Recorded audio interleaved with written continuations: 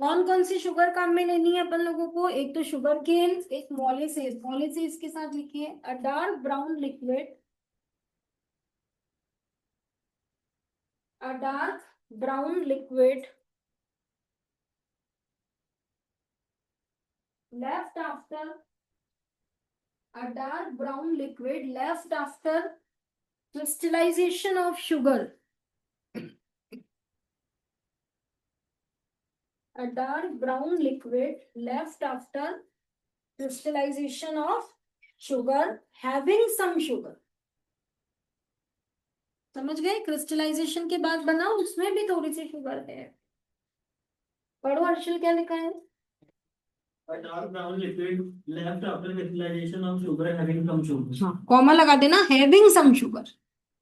Crystallisation के बाद बना है तो कुछ भी नहीं होना चाहिए उसमें तो, लेकिन फिर भी उसमें कुछ शुगर बच जाती है। उस शुगर को मैं काम में लूंगी, मोलिसेस को। एक शुगर केन और एक सम फ्रूट्स। फ्रूट्स में आपने बता ही दिया है मेनली क्या काम में लिया जाता है, ठीक है। क्या लिखा अपन ने? इथेनॉल किस मेथड से बनाया जाता है? Fermentation of sugar. शुगर कौन कौन सी काम में ली जाती है? वो तीन फ्रूट्स आपको बता। अब आपकी बुक में जो मेथड है वो ग्रेप्स के थ्रू दे रहा है, ठीक है। लिखिए फर्मेंटेशन, कौन बताएगा क्या होता है? 9th 10th क्लास में आप पढ़ते हैं।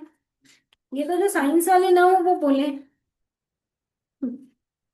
है ना। साइंस वाला जो नहीं हो वो भी फर्मेंटेशन क्या है सड़ाना। अपन तो साइंस वाले हैं। अपन साइंस टर्म्स में बात करेंगे, बताओ। आप मेथड्स की, कंडीशंस की, इसकी बात करिए। हाँ, हम जो यीस्ट की प्रेजेंट यीस्ट सेल। यीस्ट क्या करते हैं? जिसको आता जाता है आगे, उससे आगे बढ़ो। यीस्ट क्या करता है? हाँ,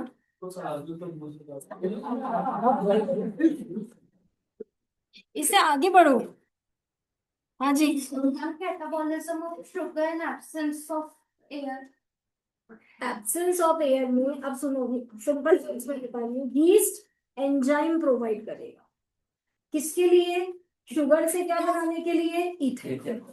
शुगर किस में है? क्या बनाना है? क्या डालना पड़ेगा? यीस्ट क्या देंगे? एंजाइम काम स्टार्ट करें। और जो एंजाइम्स हैं वो दो हैं, एक हाइड्रोलिसिस के और एक डिकम्पोजिशन के। सुनिएगा हर बार ध्यान से। एंजाइम कौन कौन से? एक तो हाइड्रोलिसिस कराने का और एक डिकम्पोजिशन। देखिए, we will prepare ethanol from grapes. We will prepare ethanol from grapes.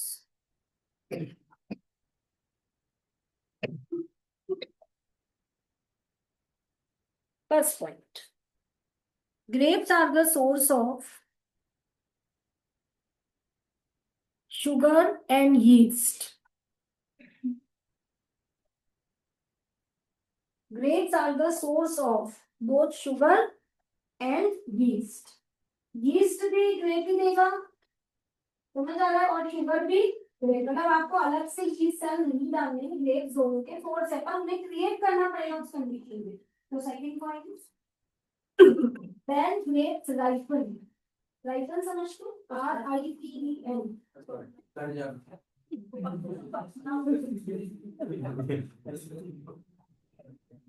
पक जाना। राइपन का हिंदी वर्ड क्या है? देखिए, when grapes ripen, RIPEN, comma, sugar content increases inside the grape. अंदर क्या बढ़ेगा? शुगर का कंटेंट बढ़ेगा। Sugar content, when grapes ripen, sugar content increases inside the grape and yeast develops on outer skin। Yeast अपने आप ripening के दौरान कहाँ डेवलप हो जाएंगे? आउटर स्किन पर। दो पॉइंट्स याद करिए, याद करिए जल्दी से। पहला point, grapes are the source of, grape की जब राइपनिंग होगी और स्किन पे, अब आपको किसकी मुलाकात किससे करानी है? आउटर स्किन पर है, उसकी मुलाकात ऊपर से। तो ग्रेप को क्रश कर लीजिए। क्रश किया आपने, क्रश करने से यीस्ट और शुगर कांटेक्ट में आएंगे और फर्मेंटेशन स्टार्ट, मतलब रिएक्शन स्टार्ट हो जाएगी। तीसरा point, when grapes are crushed, sugar and enzyme come in contact with each other. Sugar and yeast, sorry, sugar and yeast come in contact with each other and fermentation starts.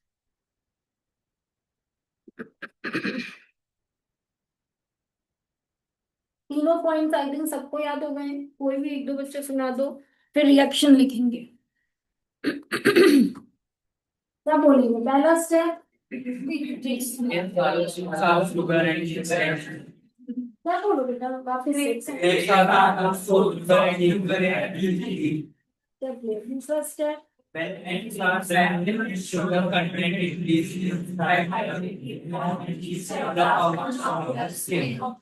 ठीक है, तीसरा step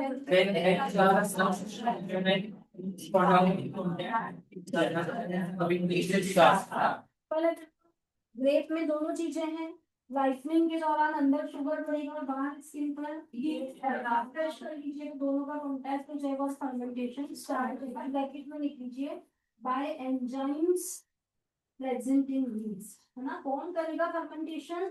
by enzymes present in yeast. और किसका करेगा? किसका fermentation होगा? और कौन करेगा? यीस्ट हमें प्रोवाइड। दो एंजाइम्स यहाँ पर काम आते हैं, ठीक है। ग्रेप में जो शुगर है वो कौन सी है? C12H22O11, सुक्रोज नाम की, ठीक है। शुगर जो ग्रेप्स में प्रेजेंट है वो है सुक्रोज, C12H22O11। इसका जो यीस्ट से हमें एंजाइम मिला वो मिला है इन्वर्टेज, इन्वर्टेज, ठीक है। इन्वर्टेज एक ऐसा एंजाइम है जो किसी का हाइड्रोलिसिस कराता है। जो एंजाइम दूसरों का क्या कराते हैं? हाइड्रोलिसिस, इसमें हाइड्रोलेज। आपने सुना है एंजाइम के नाम में एज आता है, urease, invertase, zymase, peptidase, proteases, lipase, जो लिपिड्स पर काम करते हैं। एंजाइम के नाम में हमेशा पीछे क्या लगा हुआ है? इन्वर्टेज वो एंजाइम है जो किसी का हाइड्रोलिसिस करता है। मुझे ये याद है तो मेरा यहाँ पे प्लस वाटर होगा, वरना हमेशा मैं जब भी सब्जेक्टिव टेस्ट में देती हूँ तो बच्चे डायरेक्ट सुक्रोज और एरोपल इन्वर्टेज देखते हैं। तो याद रखना है कि ये हाइड्रोलिसिस करता है। तो ग्रेप में वाटर तो है ही, कोई इश्यू ही नहीं है। कोई भी फ्रूट आप ले रहे हैं तो वाटर तो उसके अंदर प्रेजेंट है, वो उसका क्या करेगा? हाइड्रोलिसिस। किसका हाइड्रोलिसिस भास्कर? किसका हाइड्रोलिसिस हो रहा है?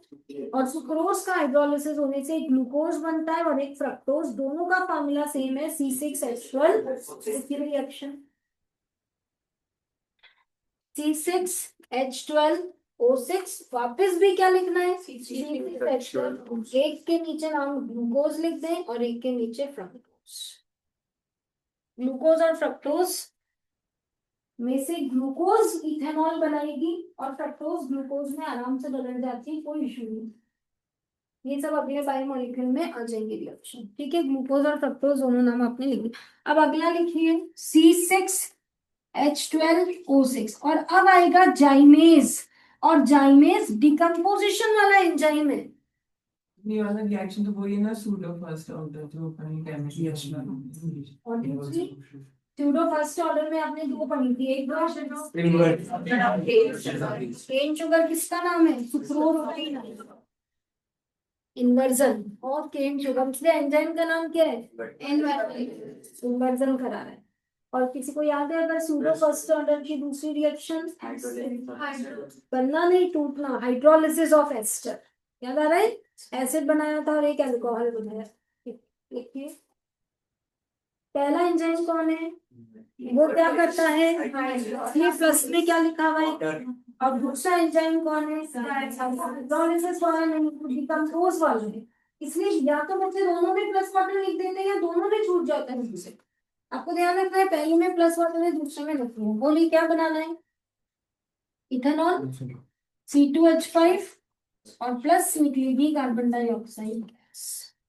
फर्मेंटेशन एब्सेंस ऑफ एयर में जब होता है तो उसे एनएरोबिक कहते हैं, वो भी लिखवा दूंगी। और फर्मेंटेशन में कोई गैस निकलती है तो ऐसा लगता है कि पूरा लिक्विड उबल रहा है, क्योंकि तेजी से कोई गैस निकलेगी उसके बबल्स, तो पूरा लिक्विड बॉइलिंग फॉर्म में हमें नजर आता है। तो यहाँ कौन सी गैस निकल रही है? बैलेंस करिए। हाइड्रोजन देखिए 5 और 1 6 यहाँ है, उसमें H है ही नहीं, तो यहाँ से मदद ले लो।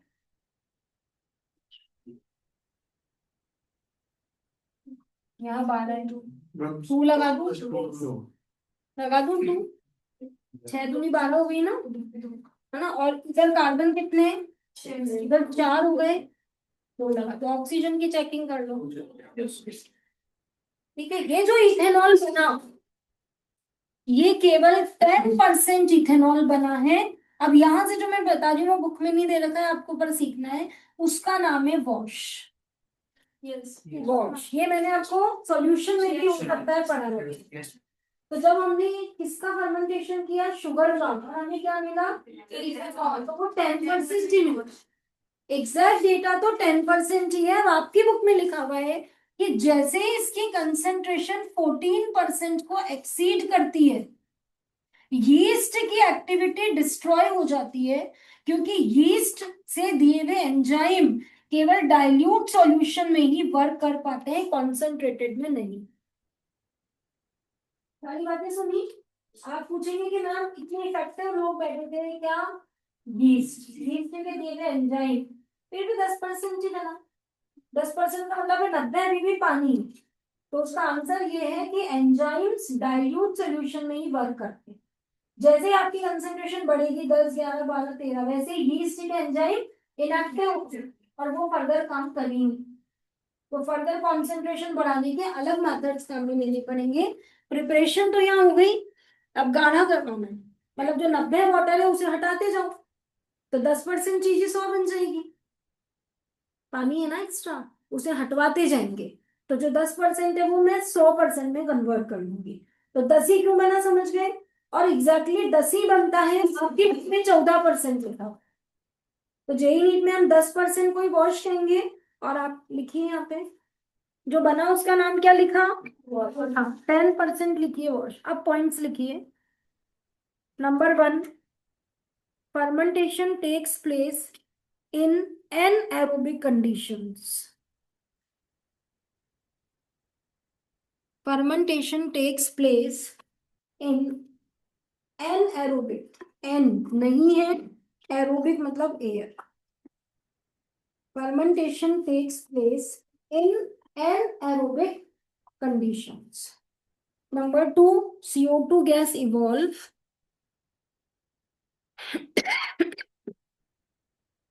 Number 3, action of gymase is inhibited. Second number वही है ना, जाइमेस का काम रुक जाएगा। एक्शन ऑफ जाइमेस, इनहिबिट समझते हैं, रुक जाएगा। When percentage of alcohol exceed 14 दे रखा है। Action of zymase was inhibited, रुक जाता है कब? When concentration of alcohol exceeds, बढ़ जाती है किससे? 14%। ब्रैकेट में रीजन लिखवा देती हूँ, because enzyme always work in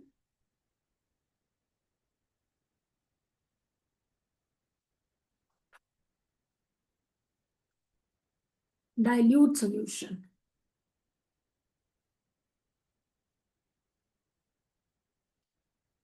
ठीक है, अगला point, if air introduced in fermentation mixture,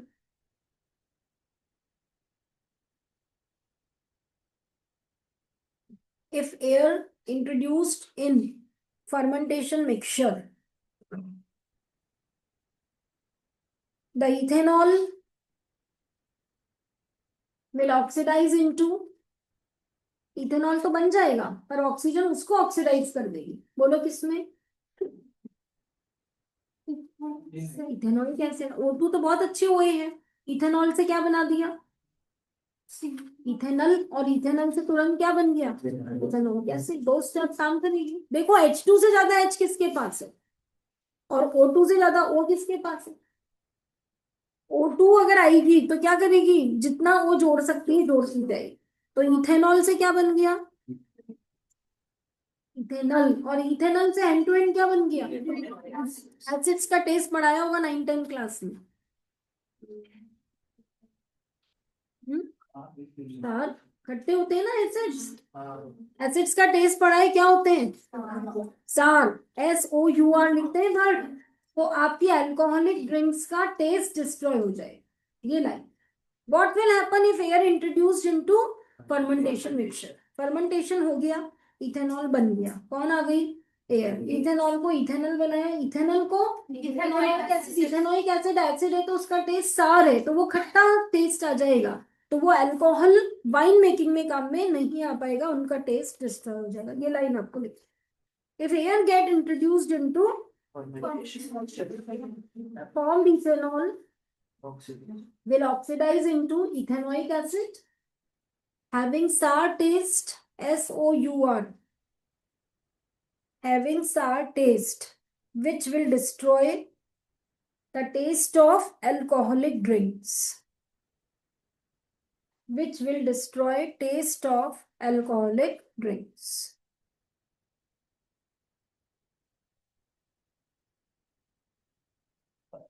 ठीक है, अगला पॉइंट लिखिए। जितना इथेनॉल हमने बनाया क्या करके, फर्मेंटेशन, वो सारा किसमें यूज आ गया, वाइन में। अब इथेनॉल के और भी तो यूजेस है, जैसे पेंट्स, बहुत सारे नए केमिकल्स बनाने में काम में आता है। ठीक है, तो इथेनॉल जितना भी हम बना रहे हैं या वो किसमें यूज आ गया, तो हमें उसको वाइन मेकिंग के लिए नहीं रहने देना है। तो उसमें दो चीजें मिलानी है। पहला आप मिलाइए उसमें कॉपर सल्फेट, उससे ब्लू कलर आ जाएगा। और दूसरा मिलाएंगे उसमें पिरिडीन, उससे फाउल स्मेल आ जाएगी।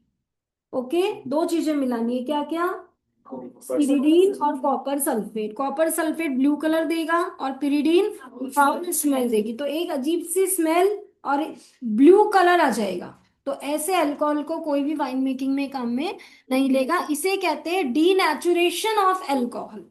डीनेचुरेशन एक कॉमन वर्ड है साइंस का, जिसमें जो चीज जिस लायक है उसको उस लायक नहीं रहने देना, या जो उसकी प्रॉपर्टीज है वो खो देना, उसको डीनेचुरेशन कहते हैं। This phenomena is called denaturation of alcohol and the product is called denatured alcohol. What is denatured alcohol? Ethanol plus copper sulfate plus pyridine. What is denaturation? To make ethanol unfit for drinking purpose, copper sulfate and pyridine is added. Copper sulfate imparts, pyridine imparts.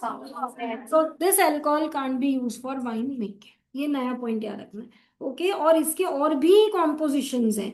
जैसे सबसे बढ़िया, आप ethanol में methanol मिला दो, कौन बनाएगा उसकी वाइन, बताया था ना अभी अभी। क्या करता है मीथेनॉल, पॉइजनस है, ब्लाइंडनेस कॉज करता है, सबसे अच्छा। पर अपनी बुक ने ये ले रखा है कॉपर सल्फेट और पिरिडीन वाला। तो आपके डीनेचर्ड अल्कोहल के बहुत सारे कंपोजिशन है, अपन कौन सा काम में ले रहे हैं, अब यही गलती है, कॉपर सल्फेट प्लस पिरिडीन मत बोला करो, ethanol plus copper sulphate.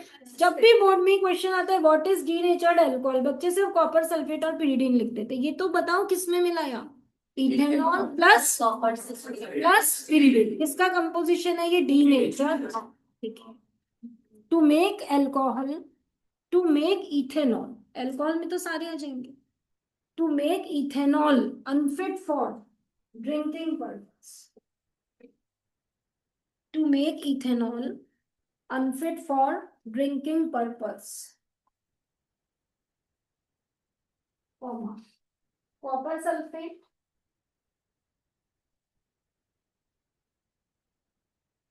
Bracket में imparts blue color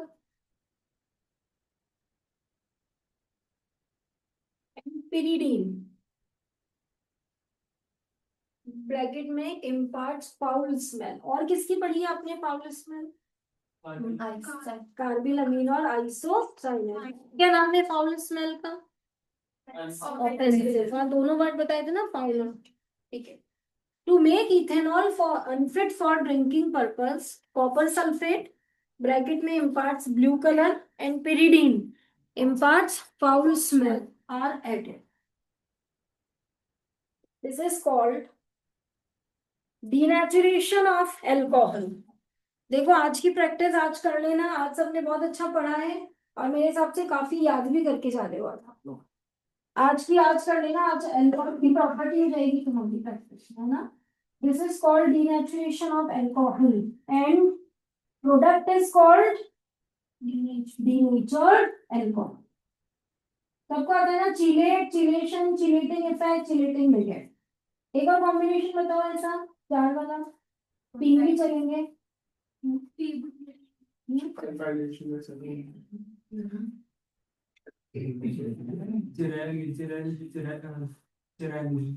चिरैलिटी, chiral, chirality. और बताओ या करो पोलैरिटी का, पोलैरिटी चौथा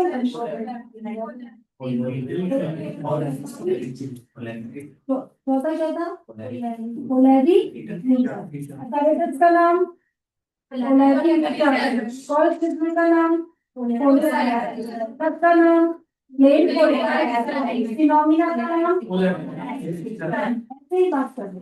फिनोमिना का नाम डीनेचुरेशन, रिजल्ट का नाम डीनेचर्ड, राइट। लिखिए डीनेचर्ड अल्कोहल, नीचे denatured alcohol, ethanol plus copper sulphate plus pyridine। Please केवल कॉपर सल्फेट और pyridine मत लिखना, किसमें मिला रहे वो तो लिखोगे। Denatured alcohol, ethanol plus copper sulphate plus pyridine, ठीक है। सेकेंड लास्ट पॉइंट, इथेनॉल के साथ लिखिए कलरलेस लिक्विड। 351 केल्विन है बॉइलिंग पॉइंट, उसका कितना था, याद है, कल भी रहेगा। मीथेनॉल का मीथेनॉल का बॉइलिंग पॉइंट किस किस को याद है अभी, 3 इथेनॉल का याद करो कितना, 351 केल्विन। इथेनॉल का लिखिए 351। किसका ज्यादा है, क्यों ज्यादा, किसी भी होमोलोगस सीरीज में जब आप नीचे आते हो तो वे फोर्स बढ़ता है, हर अगले होमोलोग का बॉइलिंग पॉइंट हमेशा ज्यादा ही होता है। और मेल्टिंग पॉइंट में ऑल्टरनेशन इफेक्ट इवन और ऑड वाला चलता है। चलो लिखो 351 केल्विन। अगला पॉइंट लिखिए use solvent in paint industry and preparation of number of carbon compounds. Solvent in paint industry, same है यूज तो दोनों का, नहीं दोनों का। और उसमें फॉर्मेल्डिहाइड का मेन नाम लिखा था, यहाँ पे लिखा है preparation of many carbon compounds, preparation of many carbon compounds. Nowadays preparation only reaction लिखनी है इथीन में वाटर दो। निकुंज बताओ रिएजन कल जो पढ़ाया था, रिवर्सिबल है अगर आपको याद हो, इथीन में वाटर डाइल्यूट HCl या डाइल्यूट HCl, ये नाउडेज प्रिपरेशन। मीथेनॉल की ओल्ड क्या है, नाउडेज क्या है, इथेनॉल की ओल्ड क्या है और नाउडेज क्या है।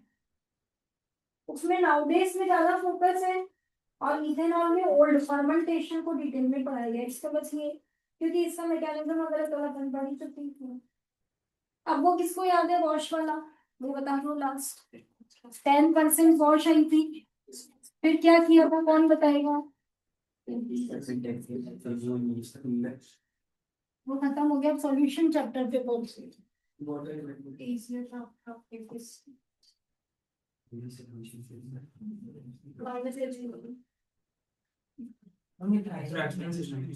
इसका 10% वाटर को फिर 90% अल्कोहल मिल जाएगा। फ्रैक्शनल डिस्टिलेशन जब इसका किया तो 95%, क्या नाम है इसका, इथेनॉल किसने बोला भाई? बहुत बहुत बड़ा और बहुत अच्छा सारी इथेनॉल कर रहे हैं। परसेंटेज से कॉमर्शियल नाम 10% का नाम वॉश का क्या किया? फ्रैक्शन 10% इथेनॉल, उसका नाम है वॉश। 95% होते ही नाम आ गया रेगुलर। 10% में कौन से दो केमिकल है? Ethanol, water. वाटर का बॉइलिंग पॉइंट तो फिर उसका भी डिग्री सेल्सियस में देना पड़ेगा। इथेनॉल और वाटर, इथेनॉल का अभी अभी याद किया।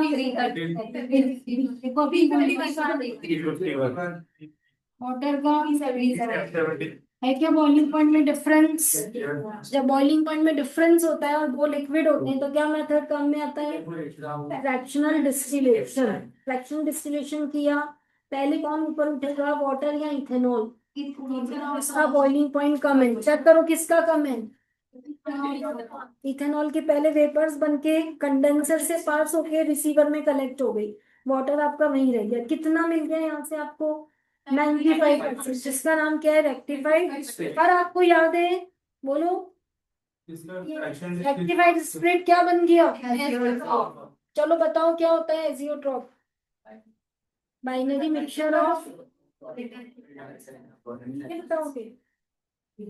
एक जना बताओ कोई।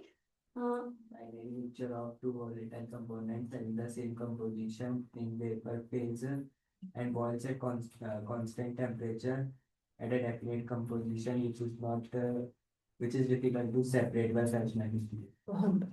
क्लैपिंग करिए। रेक्टिफाइड स्प्लिट क्या है? एजियोट्रॉप का क्या निकलता है? फ्रैक्शनल। क्योंकि एजियोट्रॉप को जब आप बॉईल करोगे तो वो जिस फॉर्म में लिक्विड है उसी फॉर्म में ऊपर उठेगा। तो 95:5 रेशियो में है। रौनक 95 कौन है और 5 पार्ट कौन है? वेपर भी इसी फॉर्म में बनेगी 95:5। फिर कंडेंसर में से भी वही, तो जो चीज आप लेके चल रहे हो वही आपको मिल जाएगी। तो इसका क्या पॉसिबल नहीं है? पॉसिबल नहीं है। तो कितने बच्चों को याद है मैंने दो रास्ते बताए थे कि ये कर लो या फिर दूसरा क्या था? नंबर 1, हाँ, एजियोट्रॉपिक डिस्टिलेशन। क्या ऐड करते हैं इसमें? By adding benzene. क्या ऐड करते हैं? इससे 100, आप लोग तो ऐसे सुन रहे हो पहली बार सुना सब, बिल्कुल भी ऐसा एक्सप्रेशन है कि याद नहीं आ रहा। लिखा हुआ है सब आपके पास। बेंजीन मिलाई थी, याद करिए। Ternary mixture, binary mixture, last segment में 100% इथेनॉल मिलता है। नाम बताइए। इथेनॉल तक चलो, मैं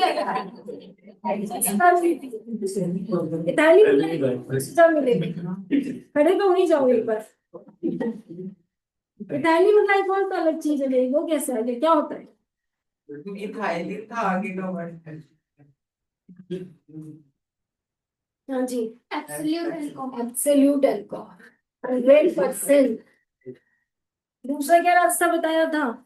डिहाइड्रेटिंग एजेंट डाल दो। बोलो निपुण, कितना पानी बचा है जो हटाना है? किसको अलाउ किया था? कैल्शियम और क्विक लंग्स 100%। ये मेजर टेस्ट वगैरह की तैयारी चल रही है बढ़िया आपकी। हाँ,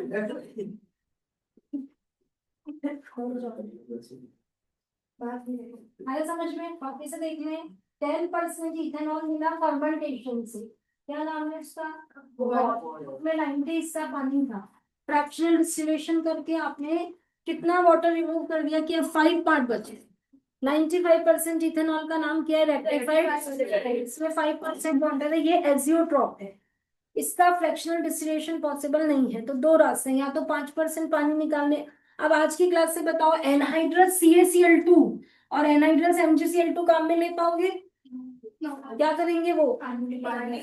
सॉल्ट बना लेंगे। बताया था ना, CaCl6 इसलिए फिक्स होते हैं कौन काम में आएंगे। कौन आएंगे? कैल्शियम और अच्छा, कॉन्सेंट्रेटेड H2SO4 लाओगे तो वो उसी में से पानी निकाल के इथीन बना देगा। देखो आज बनाइए आपने 170 डिग्री पे। तो कौन चाहिए? जो बीच का पानी हटाए। इथेनॉल के मॉलिक्यूल के बीच के पानी को, वो कैल्शियम और कैल्शियम ऑक्साइड, हम जानते हैं क्विक लाइन ये कर लेंगे। तो 100% दूसरा एजियोट्रॉपिक डिस्टिलेशन बनानी चाहिए पूरा। एक बार बना लो फिर बना लो। ये ऑर्गेनिक का भी पार्ट है और सॉल्यूशन का भी पार्ट। तो ये आपका एल्कोहल। अब एल्कोहल तक में जितने भी सॉल्ट एग्जाम्पल इंडेक्स है वो आप कर लें। एक्सरसाइज तो फिर एक साथ ही करेगा एल्कोहल। बैडमिंटन को बात हुई है कि आप एल्डिहाइड कीटोन और एसिड की एक्सरसाइज है ना, करो। ट्यूसडे कल देख लेंगे। मुझे तुम्हें मिला है तुम्हारे बच्चों को, मुझे तो बोल रहे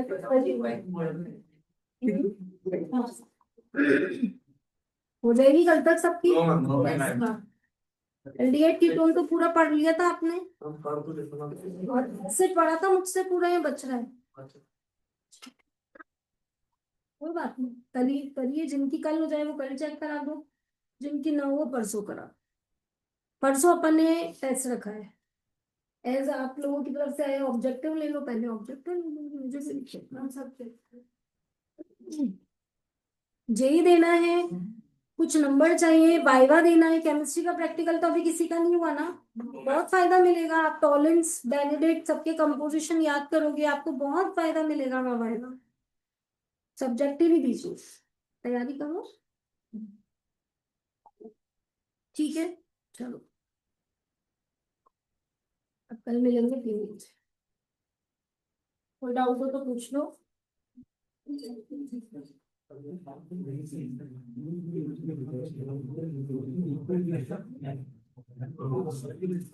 आदित्य अभी तक है आज, ठीक है।